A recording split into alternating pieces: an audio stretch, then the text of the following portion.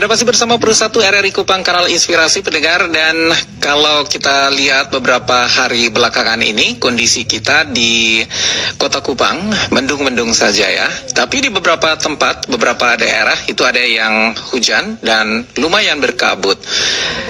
Kita mendapat informasi beberapa waktu lalu melalui program Kentongan bahwa kita sekarang ini sudah mulai memasuki musim kemarau.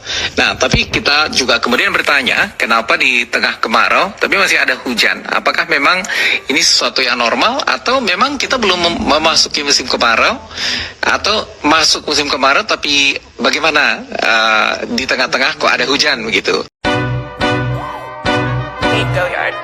I got so much motherfucking design on right now. Break it down, bring it back, make it clap. I got 3 old thoughts, new block, where that thing. Bitches on my line, and you know.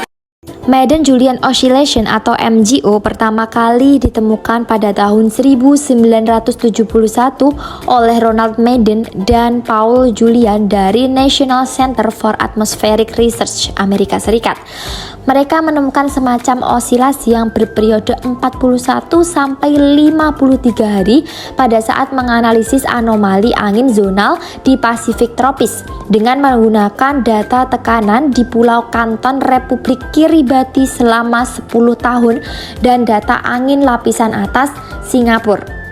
Namun, seiring dengan perkembangan penelitian dengan mengevaluasi data stasiun dan menambahkan titik pengamatan serta periode waktu yang berbeda, mereka menyatakan osilasi tersebut lebih sering mengarah kepada osilasi 30 sampai 60 hari.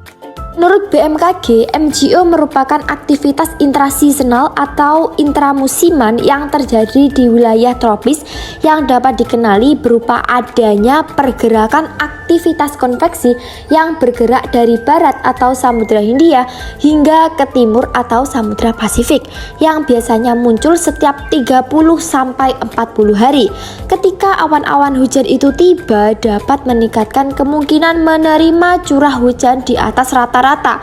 Namun di depan dan di belakang daerah yang menerima curah hujan tinggi akan mengalami kekeringan yang mungkin lebih kering dari biasanya. Fenomena MJO dicirikan oleh dua wilayah, yaitu wilayah dengan curah hujan yang ditekan dan wilayah dengan curah hujan yang ditingkatkan.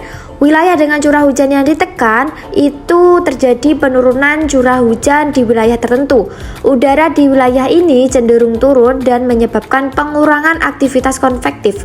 Dampaknya adalah curah hujan yang lebih rendah dari biasanya dan penurunan pembentukan awan-awan hujan di wilayah ini. Sementara itu, wilayah dengan curah hujan yang ditingkatkan itu terjadi peningkatan curah hujan di wilayah tertentu. Udara di wilayah ini cenderung naik dan memicu aktivitas konvektif yang lebih tinggi. Dampaknya adalah curah hujan yang lebih tinggi dari biasanya dan peningkatan pembentukan awan-awan hujan di wilayah ini. Periode dan durasi dari fase kelompok supresi dan peningkatan dalam MJO itu dapat bervariasi. Selanjutnya, kita akan membahas terkait faktor penyebab terjadinya MJO atau Madden-Julian Oscillation, di mana MJO ini dapat terbentuk secara alami dari sistem interaksi laut dan atmosfer dengan periode osilasi kurang lebih 30 sampai 60 hari. Selain membahas faktor penyebab terjadinya MJO, kita juga akan membahas cara mengidentifikasi MJO. Yang pertama dengan RMM1 dan RMM2. Apa itu RMM? RMM merupakan singkatan dari Real Time Multivariate yang merupakan lokasi fase konvektif berdasarkan geografisnya dan dapat dilihat pada fase 8. Pada gambar ini ditunjukkan posisi MJO dengan data indeks RMM1 dan RMM2.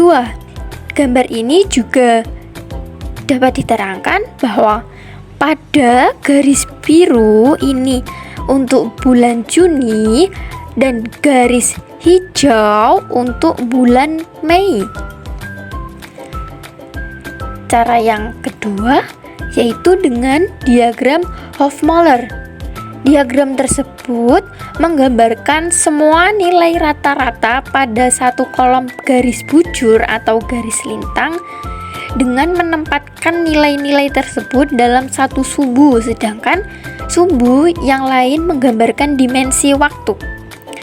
Propagasi MJO dapat dideteksi pergerakannya menggunakan diagram ini melalui sumbu vertikal yang menjelaskan waktu, sedangkan sumbu horizontalnya menjelaskan garis bujur. MJO juga dapat dideteksi melalui beberapa variabel seperti variabel atmosfer seperti OLR atau outgoing long wave radiation dan angin, di mana variabel tersebut mempunyai osilasi yang kuat saat fase aktif.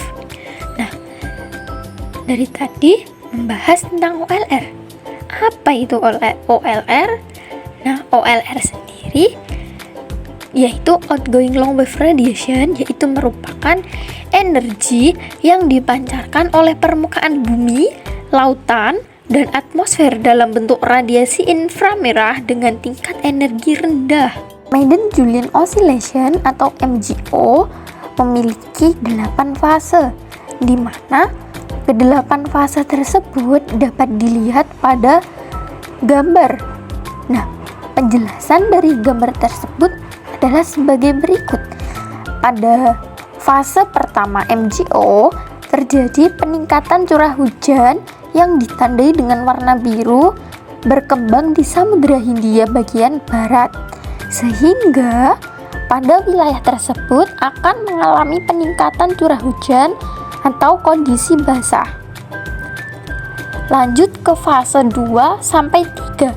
Nah, di sini MJO sudah mulai bergerak ke timur ke arah Samudra Hindia, sehingga pada fase 4 sampai fase 5 MJO telah mencapai benua maritim, yaitu kepulauan dan perairan dangkal Indonesia dan negara di sekitarnya, hingga pada fase 6 sampai fase 8 MJO merambat jauh ke timur melewati Samudra Pasifik Barat hingga akhirnya berakhir di Samudra Pasifik Tengah. Pada poin selanjutnya kita akan membahas mengenai pengaruh atau hubungan mengenai MJO dengan udara, atau di sini kita membahasnya mengenai udara secara vertikal serta pengaruhnya MJO terhadap curah hujan. Nah, ketika MJO sedang aktif, maka udara cenderung naik secara vertikal di wilayah tertentu. Maksudnya di sini pembentukan awan yang lebih besar atau lebih kuat, jadi akan menyebabkan terjadinya peningkatan potensi untuk terjadinya hujan yang lebih banyak dan intensitas hujannya semakin tinggi, seperti itu. Sedangkan sebaliknya di sisi lain, ketika MJO sedang tidak aktif, udara cenderung turun secara vertikal dan aktivitas hujan bisa berkurang.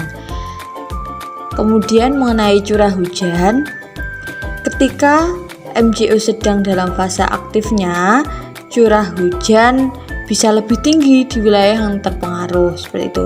Dan sebaliknya, ketika MJO dalam fase tidak aktif, curah hujan di sini bisa lebih rendah.